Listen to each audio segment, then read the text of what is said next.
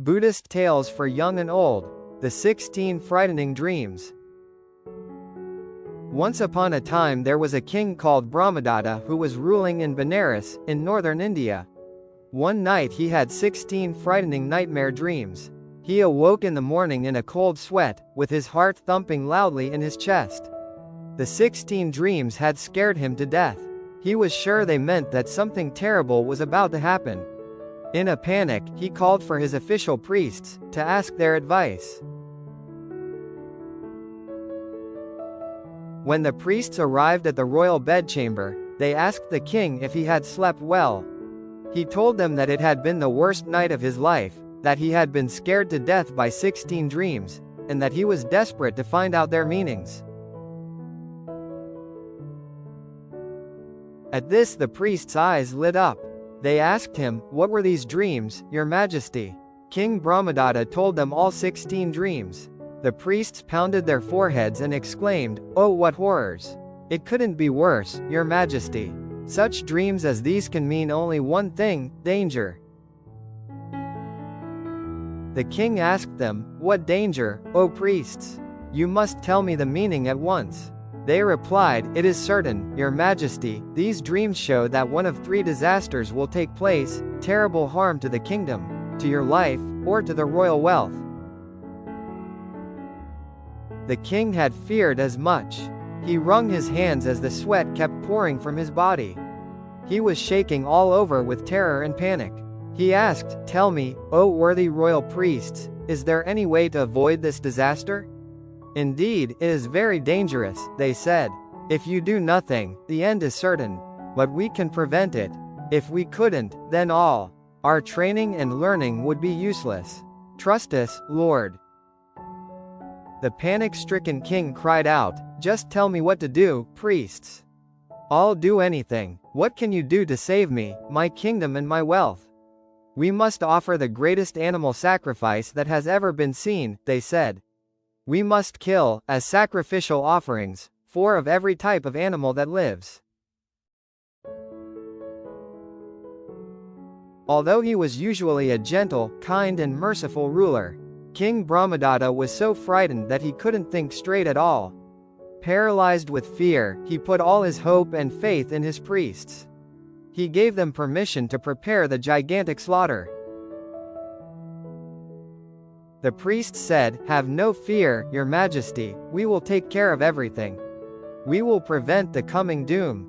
They knew they would be paid well to perform the sacrifice, and the meat from the killed animals would be theirs as well. Their secret thoughts were, "This is a great way for us to get piles of money, and the best food and drink too." The priests got to work organizing the biggest sacrifice Benares had ever seen. Just outside of town they dug a huge pit. Into it they put the most perfect ones they could find of all the animals, land animals, birds and fish. From each kind they selected 4 to be killed in the ceremony. It became known as the 4 from all sacrifice. Meanwhile, the king's senior teaching priest had a promising young pupil. He was gentle and compassionate, and very well educated. He wondered about all that was happening. So he asked the teacher priest, "O master, you have taught me well the wise teachings of old. Can you show me anywhere it says the killing of one will save the life of another?" The priest answered, "What kind of question is that? Open your eyes and be realistic, my boy. Don't you see that this great sacrifice, the 4 from all, will make us rich? You must be trying to help the king hold onto his riches." Quote. The idealistic and sincere pupil said, "You have not answered my question, master.